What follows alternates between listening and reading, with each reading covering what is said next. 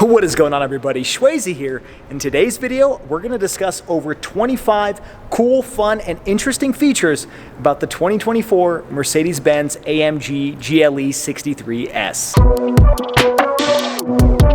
Okay, so if you haven't checked out my full-length comprehensive car review of the GLE 63, I do recommend you check that out for all the nitty-gritty details. But in today's video, we're serving quite a different purpose because we're just talking about some of the cool things. These are the type of features that will make you say, oh wow, or show off some party tricks to your friends and family. So without further ado, let's get started. So in no particular order, I do want to start with the powertrain. Now, first off, forgive me for how dirty this car is. I've actually washed this car 3 times in the week that I've had it, and it's rained every single day. So I've kind of had enough of it, so that's why it's a little bit dirty, so I apologize for that. But talking about the powertrain, this is a hand-built 4-liter twin-turbo V8. You can actually see the name of the individual that built this car in Germany. And the amazing thing about this powertrain is when everybody else is shying away from big V8 engines, Mercedes just doubled down on it. I mean, we're talking 603 horsepower, 627 pound-feet of torque. This giant mid-size SUV will do 0 to 60 in just 3.7 seconds. I mean,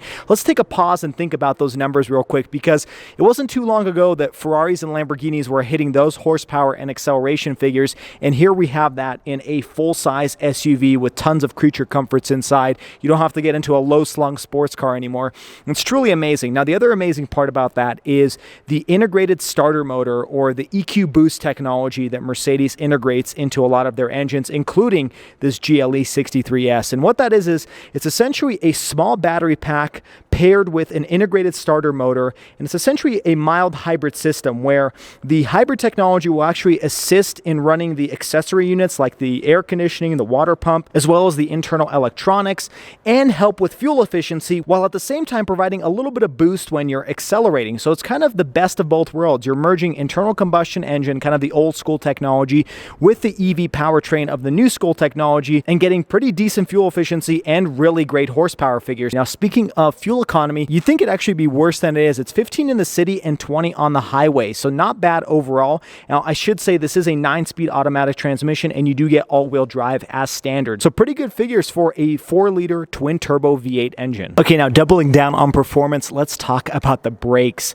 These are the upgraded carbon ceramic brakes that you can get as an option on the GLE 63, which this vehicle in front of me does happen to have. And I do want to point out some pretty cool specs on this. We're talking about a 6-piston, 16.5-inch brake caliper. I mean, take a look at how massive this is. It may not look as big because these are 22-inch wheels, but these are probably some of the largest front rotors and brake calipers I've seen. I mean, maybe the next closest thing is something off like the Lamborghini Urus. Definitely plenty of stopping power, actually to the point where it's almost a little bit too aggressive. Personally, I'd probably prefer just standard Brembos or something a little bit more normal than these carbon ceramic brakes for the front, but they are very massive and they work extremely well, especially if you're doing some high-speed driving. Now, the next feature I want to discuss is the adjustable air suspension on the GLE. Now, depending on which drive mode you choose, the vehicle will automatically raise and lower the suspension. But let's say you're going to go over a large bump and you want to make sure you raise the suspension. Well, by flipping up on this little toggle switch, the suspension will automatically raise the vehicle, and actually will tell you on the screen that it is raising the car. But let's say you want to get into a sporty mode, and instead of actually switching the drive modes on the steering wheel, you can actually lower the suspension, and again, the vehicle will tell you on the screen that it is lowering. But let me show you some footage from the outside showing you exactly how much this thing raises and lowers.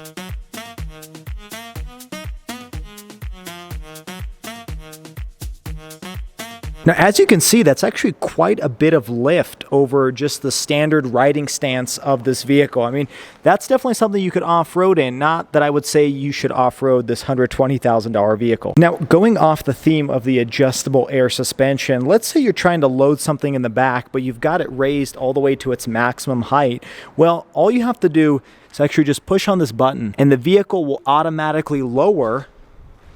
You might be able to hear it, but the air compressor's going and the vehicle's actually lowering, and looks like it is done. Now you can load heavy objects into the back, saving a few extra inches of height. And then when you're done, as you can see, the light is actually still on. When you're done, you can pull back on the lever and it will automatically raise the vehicle back up to its setting that was set inside of the car. So that's a pretty cool feature and just a nice added touch when you have an adjustable air suspension. Now, the next feature I have to talk about is the 360-degree camera. So by pushing this button on the center arm console, it will pull up this 360 camera. Now, this isn't just your regular type of 360 camera that you find on every other car, which is pretty much this image right here. This is essentially a 3D flying drone image where you can actually look around you. I mean, this is exactly where I'm at. I mean, there's a column that ends right here. There's a huge parking lot down there, and you can even capture the detail of that parking lot all the way down in the distance. I honestly don't know how they do it. It's just some really crazy software, but the fact that they can get my exact location, everything from what's going on the ground, including the lighting. I mean, this is a really advanced 360-degree system, and I know a lot of German vehicles are using it, and it still just amazes me to this day to be able to see this in a vehicle. I mean, this is like a video game. It's truly insane. And of course, you do have lots of different quick access buttons over here to go to particular cameras that you want to use, but you know, take a look at that. It's just like showing you the different angles. I mean, now you're just showing off at this point. Now, one fun feature I want to show off about the 360-degree camera is, as you can see, there's actually no camera located back here. There's a little light that shines on the license plate on the left and the right-hand side, and then there's the trunk release button, but there's not really a rear view camera. So where could they have hid the rear view camera? Well, there it is. All of a sudden, it popped out of the trunk. Let me show you what that looks like one more time.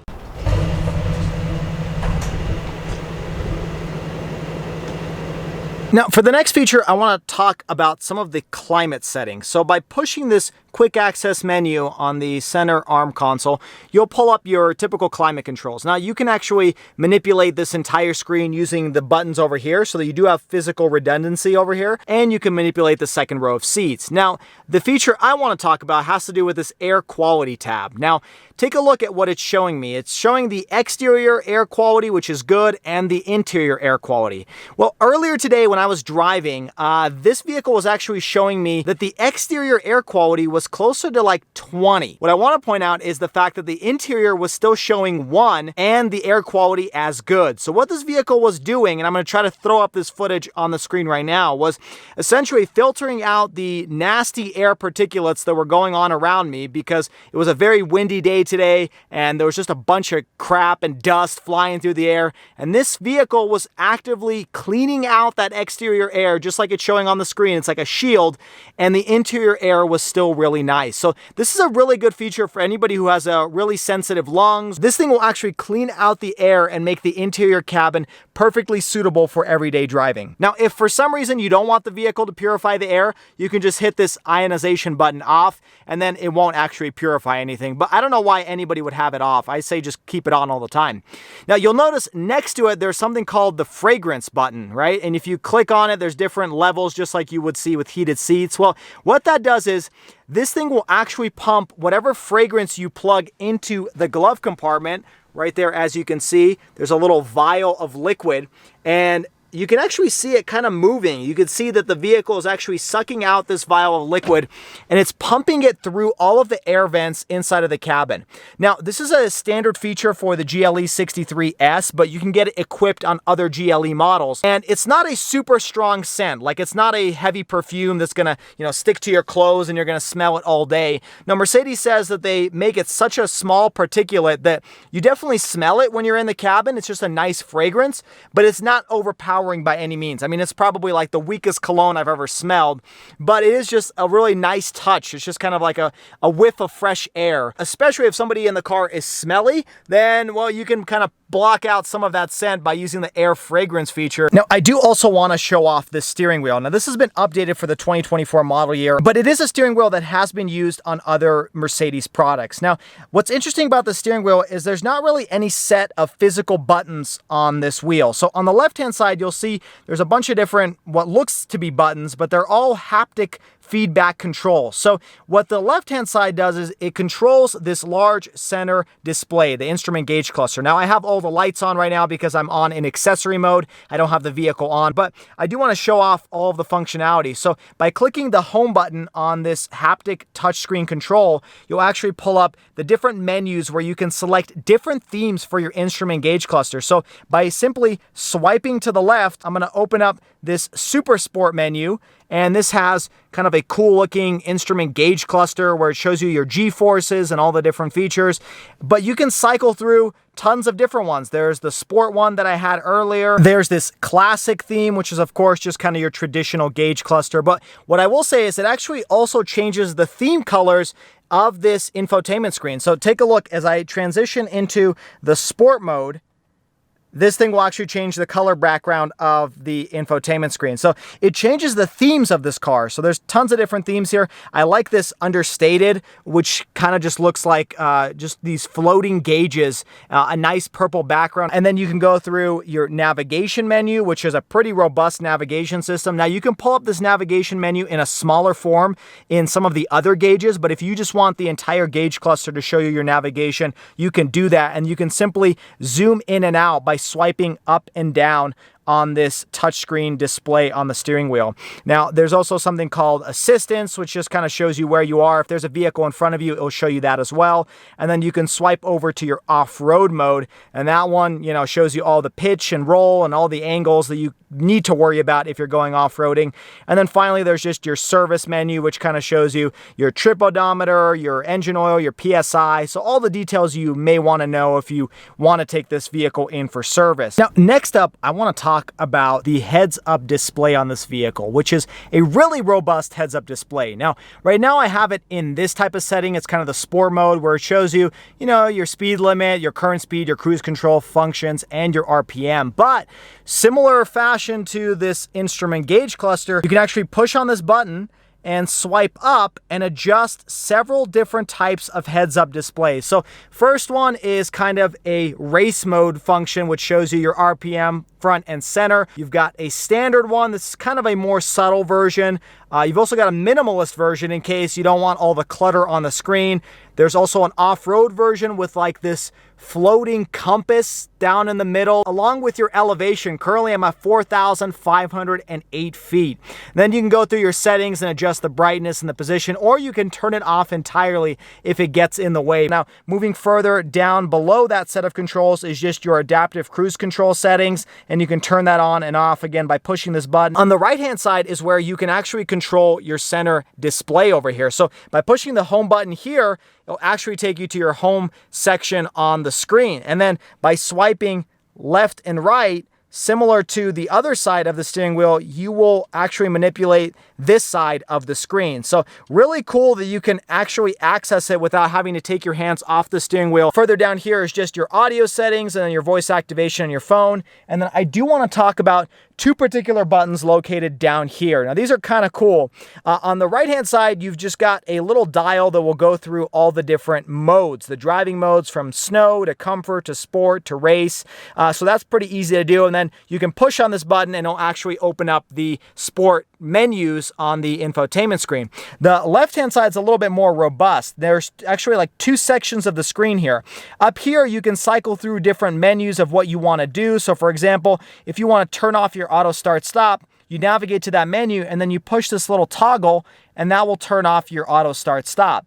Same down here. If you want to turn off your traction control or you want to change your suspension into sport mode, you navigate to that menu, click the button, and then you've turned on sport mode. And then you do have some pretty cool paddle shifters here on the left and right. They are made out of aluminum. Now, aside from the steering wheel, like I showed earlier, there is another way to control this screen, and that is, of course, by just using it like a conventional touchscreen. But there is a third way to control the screen, and that is using this little haptic feedback mouse pad. So by simply swiping on this mouse pad, you can pretty much do the exact same thing you would on the steering wheel. So as I'm swiping you can see I'm actually swiping through the different controls. And there's some quick access buttons over here at the top. So if you want to go forward on your radio stations or back or through the next track, you can just simply swipe forward and back and it will actually change it on the screen. Or you can hit this home button or the back button. But there are also some quick access buttons over here on the right hand side where you can quickly access your navigation, your radio, or your telephone. So lots of redundancy here depending on what your mood is and where you're driving. Okay, now for the next cool feature, I want to talk about something that I've seen in other Mercedes products, but I don't think it's talked about too much. So as you can see, this is the driver's side door panel. And over here, not only do you have these beautiful aluminum bezels, but you do have 3 buttons over here for your heated, ventilated seats. And then there's this button that says R on it. Well, by pushing that button, you can actually control the passenger seat. So for example, let's say you have somebody diagonally behind you. Like let's say you are Uber driving in your Mercedes GLE 63S and you want to move this seat forward, but rather than reaching over and trying to reach this passenger side control, looks kind of goofy. Well, instead you can push that button and actually move your driver's seat controls, and that will actually adjust the passenger seat. So as you can see, it's actually moving the headrest and the seat position of the passenger seat. Now, it goes further than that because not only can you control the seat, you can activate and deactivate the heated and ventilated seats on the passenger side. So while this button is selected, I'm gonna hit the heated seats, but as you can see, it didn't turn anything on the driver's side. Well, take a look. It actually turned it on the passenger side. I'm gonna push that button again, and you can see I'm actually regulating the passenger side heated and ventilated controls, not by reaching over and trying to tap it, but by just using the controls on the driver's side. Now, speaking of heated seats, let's talk about all the different functionality with that. So if you navigate to your comfort menu and then hit the seat tab, you'll notice down here, heating settings. By pushing this button, you can regulate exactly where you want the heated seat to go. So if you prefer to have it a little bit more on your back, or maybe a little bit more on your butt, or a little bit both, you can actually adjust it however you want to varying degrees. So lots of different options here for people who are very, very particular as to where they want their heated seat functionality. Along the same lines of people who are very particular with their seats, you can actually adjust the side bolsters to your liking. So what that will do is it will actually use the internal airbags inside of the seat to pump out or retract the airbags to give you a tighter or looser seat position. When these bolsters are pumped up to 10, they actually hug you really tight. I'm about 5'9", average diameter, and I feel like I'm in a very sporty seat right now. But if I adjust it down to 0, it actually just feels like any normal seat that I'm sitting in. So it does make a pretty big difference. Now, one of my favorite features of this car has to do with the massaging seats. So again, in your comfort settings, you go to the massage tab and you've got 8 different types of massage functions for the passenger and driver side. Now, my favorite is the classic or the wave massage, but you've got a hot, relaxing back massage. You can just work out the cushion, and it's a pretty robust massaging seat. Like, this isn't just a vibration function that kind of just passes off as a massage seat. This actually has what feels like rollers inside of the seat cushion and the seat back that give you a pretty good deep tissue massage. Now, I think it just uses the lumbar airbags that are located inside of the seat itself to give you that simulated feel, but it works. Now, as all of my old favorite infomercials went, but wait, there's more. There's something called seat kinetics. And what that does is it will actively use the power seat functions on the driver and passenger side to make minute changes over the course of anywhere from 16 to 32 to 96 minutes, a very particular number. What I mean by that is it will adjust the seat so that your muscles don't get tired when you're driving on long road trips. So as you can see, I'm gonna turn the driver's side on, and I'm not quite sure if you can see on the screen, but I just noticed a little bit of movement on the seat back when I was sitting here. Same with the seat cushion. So it'll just make these little small movements throughout the drive. I mean, it's not like a roller coaster where it's bouncing you around. It's just subtle little movements to make sure that your legs don't fall asleep, your feet don't fall asleep, just kind of keeps you moving. Now, you thought I was done with seat adjustments, but there's a lumbar adjustment, and we've all seen this in many cars. Even my Ford Bronco has a lumbar adjustment, but I haven't quite seen it to this level. There's an XY graph over here showing you exactly what position you want that lumbar support. Again, for somebody who's very particular with their back issues, if you want to extend it just in the middle section, you can extend it all the way up to 10, or you can move it down. I mean, what other vehicle has an XY graph showing you exactly where that section of lumbar support is located? And you can do the same thing for the passenger side. Now, the last thing I'll talk about in regards to the seats, there is something called automatic seat positioning. And I've seen it on a couple cars, but it's a pretty cool feature. So you put in your height, and then when you hit start positioning, as you can see, it's not only moving the steering wheel, it's moving my seat back, it's lowering my seat cushion. I mean, it really changed up a lot of how I'm sitting. And I can't say I'm super comfortable in this position, but according to Mercedes, this is exactly how I should be sitting. And I believe it, because I probably sit like a brine shrimp when I'm driving. But hey, that's how I feel comfortable. Now, moving further down from the infotainment screen, you'll see this little tab that opens up. And that essentially just opens up your wireless charging pad back here and your cup holders. Now, the next cool feature I want to talk about is the fact that you'll see there's this little button over here that has this little drink. Well, by pushing this button, you can either turn on the cool functionality of this cup holder or the heating functionality of the cup holder. And as you can see, it actually changes colors depending on what option you pick. So a pretty cool feature, and I'm kind of surprised I haven't seen this on a lot more vehicles. Now, the next feature I want to discuss has to do with this Burmester audio system. Now, not only is it beautiful with this aluminum speaker grill, nice texture to it, but it is also a 13 speaker audio system and also comes paired with a 590 watt amplifier. And the sound system is very, very good. Like, everything is very crisp. But the feature I want to talk about is the two subwoofers that are somewhat integrated into the frame of this vehicle. So Mercedes calls it the front bass system. And essentially it used subwoofers underneath this dashboard over here on the driver and passenger side. And it uses the frame to actually resonate the bass throughout the entire vehicle. Now, I'm not a sound engineer. I don't know the exact mechanics of it. But what I will tell you is I can definitely tell as I'm driving down the road that it does feel like a subwoofer is located right in front of me, because the wheel well is constantly vibrating when there's a song with heavy bass. Now, the rear passengers will still feel that because it's attached to the frame. And at the same time, I'm sure it saves on space because you don't have to stick a giant subwoofer under the rear seats or in the trunk. As a matter of fact, underneath the trunk, you have quite a bit of storage space. Let me show you what that looks like. Taking a look underneath the storage of the trunk, you have just a small fix-a-flat kit and even a place where you can put your tonneau cover. But other than that, it's a pretty large storage compartment where you could hide valuables and keep them out of plain sight. That's just one of the advantages of hiding the subwoofer behind the dashboard and not having to stick it in the trunk area. Now, the next feature I want to talk about has to do with what Mercedes calls the MBUX system, which is essentially just the software of the infotainment screen. It's a really robust software. It does a really good job, and I want to show you a couple examples of that. So the first example is, hey Mercedes, how can I help? Turn off the massaging seats. I'm switching off the massage for you. So it just shut off the massaging seats by just me asking for it. Here's another example. Hey Mercedes, how can I help? I'm feeling cold. I'm increasing the temperature to 76 degrees. So just cool stuff like that. Now, it doesn't come without its glitches. There are some times where, I say, hey, Mercedes, it doesn't hear me, or sometimes where it continues to listen even though it's done the function. But for a car voice activation system, this has got to be one of the best out there. And there's even more functionality. It's kind of like a Google Home or Alexa assistant. For example, hey, Mercedes, how may I help you? What day is Father's Day? Father's Day is Sunday, June 18th, 2023. So I've only touched on the surface of everything that it can do, but it's a pretty robust system.